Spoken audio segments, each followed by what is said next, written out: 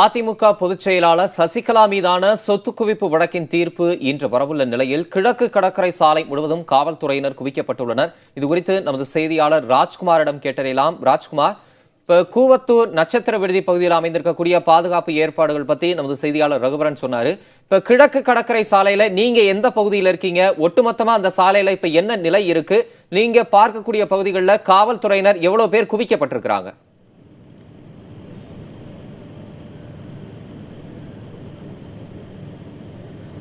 தம்பி தமிழரசன், அதாவது நாம் கூவத்தூர் பகுதியில் இருக்கக்கூடிய அந்த இடத்திலிருந்து நட்சத்திர விடுதியிலிருந்து 1 கிலோமீட்டர் தள்ளி நாம் இருக்கிறோம்.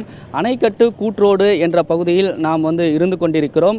அதாவது சென்னையிலிருந்து புதுச்சேரிக்கு செல்லக்கூடிய முக்கிய சாலையே இந்த கிழக்கு கடற்கரை சாலை தான்.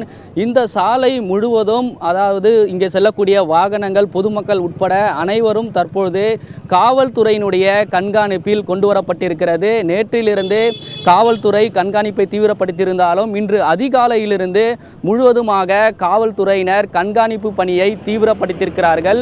கிழக்கு கடற்கரை சாலை மட்டுமே 600க்கும் மேற்பட்ட காவல்துறையினர் கண்காணிப்பு பணியில் ஈடுபட்டு வருகிறார்கள்.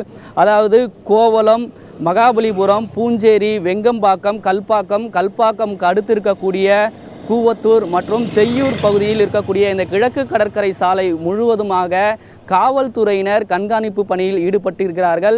இது மட்டும் இல்லாமல் நான் மேற்குறிப்பிட்ட இந்த கிராமங்கள் பூஞ்சேரி, மகாபலிபுரம், கல்பாக்கம், கூவத்தூர் உள்ளிட்ட இருக்கக்கூடிய இந்த கிராமங்கள் அனைத்தையுமே காவல்துறையினர் கண்காணிப்பு பணியை தீவிரப்படுத்தியிருக்கிறார்கள். கிராமங்களுக்குள்ளே அதிவிரைவு படை காவல்துறையினரும் தொடர்ந்து கண்காணிப்பில் அவர்கள் ஈடுபட்டு வருகிறார்கள். அதாவது அதிமுக பொதுச் செயலாளர் சசிகலா மேல் இருக்கக்கூடிய அந்த சொத்து குவிப்பு வழக்கின் இறுதி தீர்ப்பு உச்சநீதிமன்றத்தில் இன்று வர இருக்கிறது. எனவே இதை ஒட்டியும் அதே போன்று கடந்த 8ஆம் தேதியிலிருந்து அதிமுகவின் சட்டமன்ற உறுப்பினர்கள் கூவத்தூர் பகுதியில் இருக்கக்கூடிய நட்சத்திர விடுதியில் அவர்கள் தங்கியிருக்கிறார்கள். எனவே பாதுகாப்பை கருத்தில் கொண்டு காவல்துறையினர் கண்காணிப்பு பணியில் ஈடுபட்டு வருகிறார்கள். காஞ்சிபுரம் மாவட்ட கண்காணிப்பாளர் முத்தரசி தலைமையில் இந்த கண்காணிப்பை மேற்கொண்டு வருகிறார்கள். இது மட்டும் இல்லாமல் திருச்சி ஐஜி வரதராஜன் தொடர்ந்து மேற்பார்வையில் ரோந்து பணியிலும் ஈடுபட்டு வருகிறார்கள்.